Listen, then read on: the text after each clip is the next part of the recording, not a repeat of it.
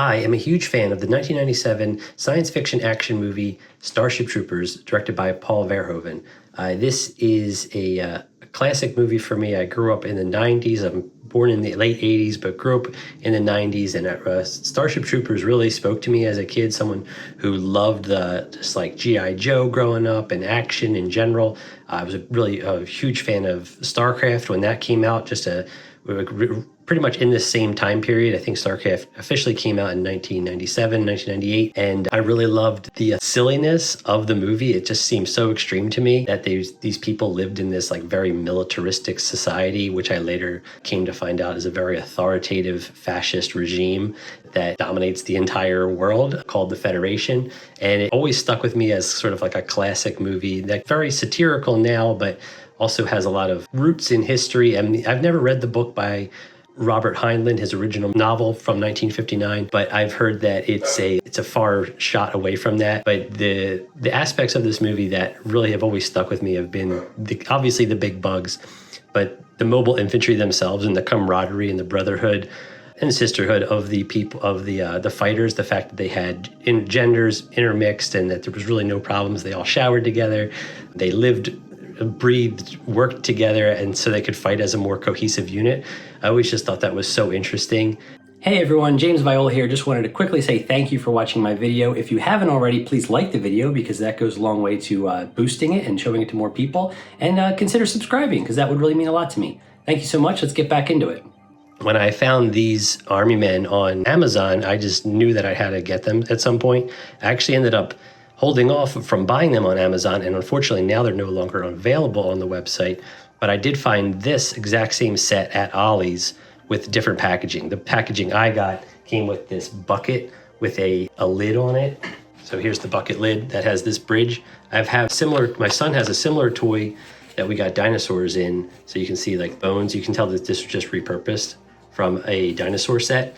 But the original one that I saw on Amazon had a more science fiction bucket topper, and the bucket was actually more shaped like a jerry can or a gasoline tank, and the elements on top were more sci-fi related. So I got it because it was only 10 bucks at Ollie's, and usually the set was selling for like over 20 on Amazon. And I figured, you know what, I'll just grab them. I like the terrain, similar to the last value pack I bought from Hobby Lobby. It's like, oh, the terrain is really cool. It's unique. We'll look at it all in more detail in a second, but just kind of wanted to show you everything you get. Okay, so we're going to take a look at the individual sculpts of the troops, what the additional pieces you get are, the 4 vehicles, the various pieces of scattered terrain, and then we'll go into the next part, which will be like a painting demonstration. Okay, so let's begin with the sniper. He's laying prone. He's got a sniper rifle. That's how you can tell he's a sniper. He's not wearing armor like the other ones are, but he's got some big old boots and a fairly defined facial sculpt. He looks okay. Let's zoom in here. Yeah, I mean, it's fine. It's fine for what it is. It's good. It'll paint up just fine if the way we're going to do it, which is going to be like a mix of dry brush and some purposeful layering to increase contrast. The seam lines, the mold lines, they're fine. I mean, they're a little bit. These always are going to have them. They scrape off easily enough with an X-Acto blade. They're pretty straight edged. I noticed all the guys on like laying prone get connected to the plastic mold, or like they get broken off of the mold, I guess at the factory. And they all have this sort of side flash. They all have that, every single one of them. Here's the green, here's another one. That's pretty egregious, so you can see. They all have like this clipping off the side of them. So that's always a little bit of cleanup. And then overall, I really like him. He's got, a concave stomach, which is pretty funny, but he's meant to lay flat, so that's not a big deal. You really will never see him like this unless he's wounded. All right, so the next pose I want to look at, this guy's kneeling down. Looks like he's aiming up, maybe shooting at a giant bug. So again, the facial sculpt is fine. I mean, the helmet looks like it sticks up a little bit high. It just sort of looks like he's maybe squished in some regards, but these are imperfect molds, so that's forgivable. They've got some connector dots from where they were removed from the production sprue, some general flashing, but overall some good delineation between like what everything is. The feet separate from the base clearly enough, the pants as well. It looks like you might be in some sort of like mud the way it's melted in there, but overall not a big deal. No egregious mold lines going down the front of the face, which is helpful. It does go down the helmet though. So like each one of these is like, you have to kind of pick them out if you really want to clean them up. Spoiler alert, the ones I'm going to be painting I'm not bothering to clean up the mold lines. It just takes too much time. And I want to get into the painting.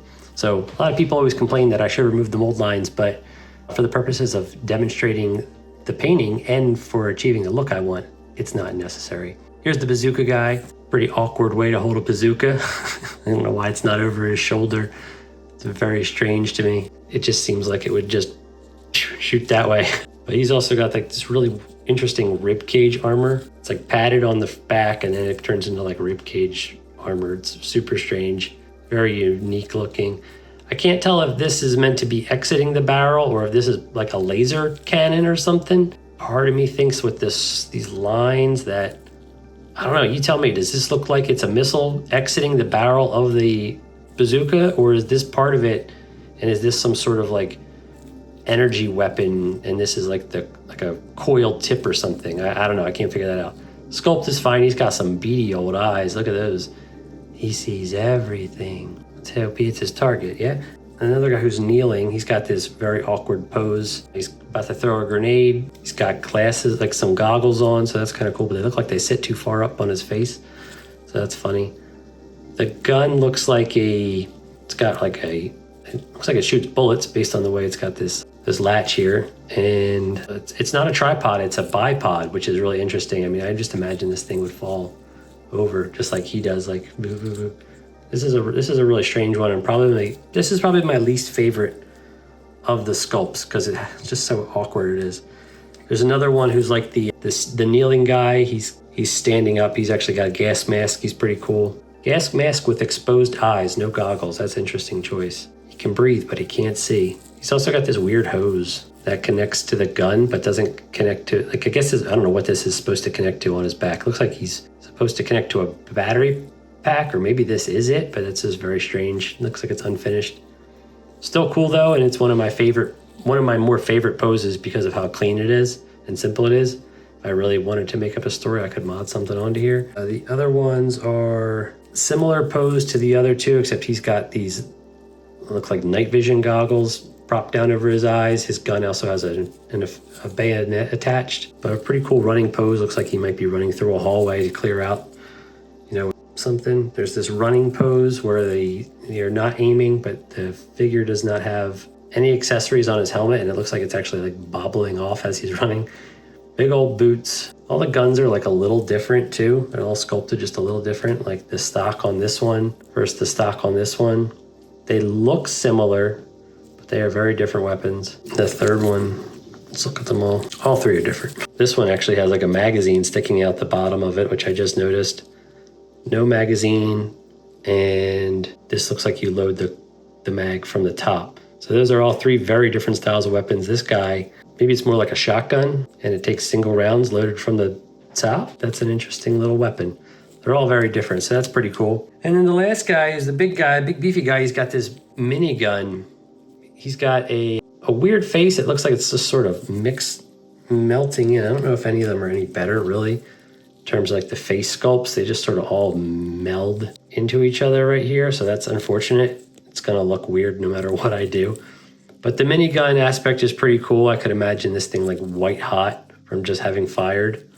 Maybe painting some OSL on it could be pretty cool. My original thought with these guys was to make them very like dramatic and like attempt some OSL, which is object source lighting, to make them look like they were really bright at their weapons. So those are the troops. That's all the troops. We're gonna look at the rest now.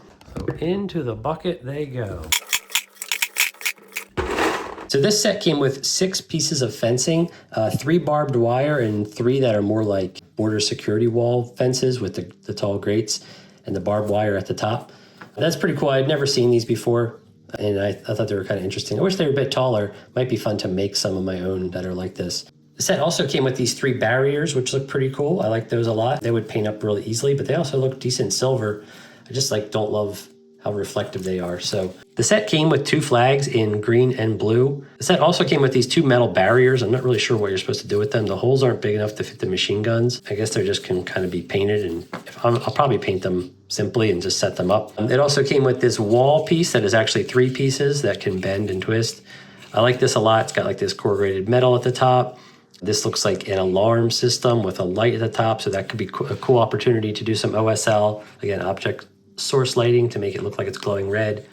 Another barrel. If you remember watching my other video, you know I love painting barrels. This one, it looks like it's broken, but I don't know what the design choice is here, but there's a gasoline nozzle here, so you'll be able to pump out of this. But this looks like it's damaged, so that's weird. And then there's this little jerry can here, the metal front. Looks like you could, you know, be doing security checks here or taking someone's hamburger order. It's pretty fun. The back is empty and plain. Again, it's similar to the other walls I painted in my other video. This set also came with 2 sets of sandbags and 2 machine guns. This machine guns sit up so high that I think they're a little goofy. I do like the machine guns. I kind of want to repurpose them at some point for something else, I think, though. I think I'm going to save them and just paint up the sandbags because I think they're very geometric looking and they're pretty cool. I think they look great as like background texture. The back has some interesting things going on the one side, so there's a crate, and who knows what that could be filled with. Looks like there's portions of an RPG. It looks like an RPG rocket, right? And the launcher, and it looks like a couple more. Maybe this is the ammo crate over here. There's also a helmet, which is neat. Just rested there. So now let's look at the fighter jet. I mean, it's very futuristic looking. It's very simple. I feel like this is something that would lend really well to a fun paint job. So it caught my eye when I was looking at the figures overall. I thought it was really neat. I've definitely never seen a jet like that, but I know most modern fighter jets don't have that middle tail, which is kind of cool, which I believe allows for some of that crazy banking maneuvering. If you saw Top Gun Maverick, I think there's a plane in that doesn't have this tail and is able to pull off some pretty wild maneuvers. Okay, so let's look at the tank really quick. It definitely has a more futuristic look to it with these very sharp angles. It kind of resembles a stealth bomber. And next to the plane, like you can definitely tell they feel like they're from similar advanced armies, which is kind of fun. They still have things like vents though. I feel like they could have pushed the creativity on this thing a lot, but I do like the slim profile. It seems like it would be very aerodynamic and very fast to get into combat, which is kind of fun. It doesn't look like it has any sort of, you know, advanced Tesla coil weaponry like that one bazooka guy, but you know, there are some fun things here you can do with your imagination. It has this weird thing at the top, like maybe you're supposed to stick something to it. I feel like all of the pieces that I've been looking at have been designed with maybe having more pieces attached at some point, or just were not fully thought out for whatever production limitations they had. It's still cool though for what it is. And I gotta admit, this walker was really a big selling point for me when I saw it through the tub rather, and online. And then I got it home and I realized it doesn't have any backing on the legs, but this does come off, and you know, you can potentially do something with that, like put it on this tank in some way. Maybe we could modify it and have a more advanced tank. I wonder if this could even come off and we could figure out a way to do this on top instead. So that's, you know, there's a lot of creative potential. There's still no bottom design to it, but if you're looking straight down on it, it's a bit more forgivable. The thing with the legs though is that you can basically view it from one angle, which is kind of disappointing. I mean, I don't know how much more work it would have been, but gotta keep those production costs down, I guess. So these weapons, I don't know what these are supposed to be. Like they're machine guns. It kind of reminds me of the robot from RoboCop. You know the one. You know the scene I'm talking about. All right, so the last thing to do is look at the helicopter. Again, pretty futuristic. I love these blades. These are definitely like pretty vicious looking. They look very modern, and they follow the same design aesthetic with all the angles as the other vehicles, which is cool, but nothing crazy or like unique about its design other than the fact that it's got some streamlined lines to it. It's still got a back rotary blade, and it's got missile pods on the side, so nothing that looks like advanced weaponry, machine gun. Maybe all the advancements are the AI inside. It looks like it comes apart, but I'm not going to break it apart. It came fully assembled, so we're just going to leave it as is. I don't want to fix anything. This video is not going to have any mold line scraping or fussing. We're just going to have fun and make the guys look like they're in Starship Troopers. All right, let's go. I began by spray painting the figures black and pulling up a reference I found online. To me, the uniforms never looked like standard gray and blacks. They looked like they had a bit of purple to them, so I'm using a bit of French Mirage blue and purple mixed together to create the basics of the uniform.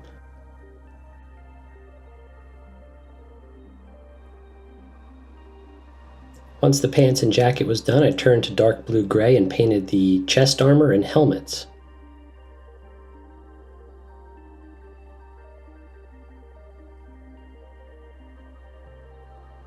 I used charcoal with a bit of black to create a nice gradient going from dark to light, with the darkest part being closest to the figure and the lightest part going up towards the barrel of the gun.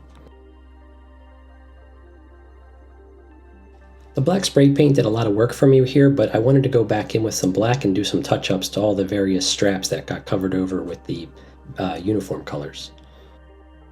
I took a break from all the grays and blacks and painted a little bit of green on the goggles of this one trooper so it looked like he had night vision goggles on.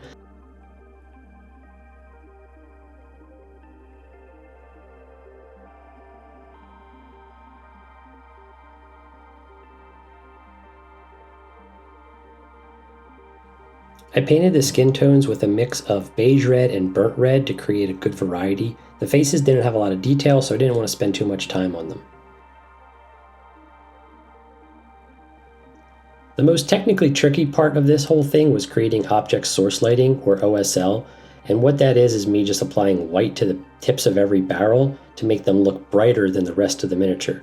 This gives the effect of light emanating from the barrel with gun blasts.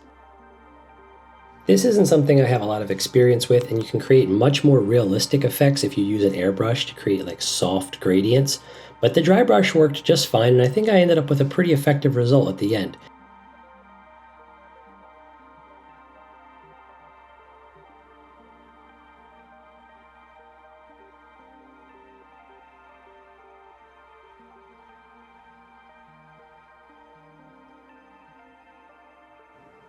My secret sauce for creating the OSL is these Army Painter speed paints, which you apply directly over the white and black paint that's already applied. This creates a nice subtle gradient that you can build up in contrast by applying darker and darker layers. The figure I painted with Zealot Yellow speed paint was really my test model, and after looking at it for a few minutes, I decided I wanted to use Magic Blue, and applying that to the yellow didn't go over so great. It made it green. So I ended up with a more unique character in that regard. I just figured he could be like the squad leader, or maybe he's got special ammunition that makes his gun blast green. And in any result, it was kind of a fun experiment. The real secret sauce, though, is the Army Painter speed paint applied directly over the dry brush technique, because it ends up just toning everything and coloring everything the right color, which is really effective. The speed paint that I'm using is the first generation of Army Painter speed paint, and I'm not really sure how the formula has changed, but this particular mixture reactivates with water. I don't know if they've changed that or not, but what I was able to do is go back in after it had dried a little bit and use a little bit of water to remove some of the blue areas and bring back some of the white. It makes it just look extra hot at the tips of the gun barrels, and it was pretty effective. There's a lot of cool, fun things you can do with speed paint, and this is definitely one of my most effective methods, I think.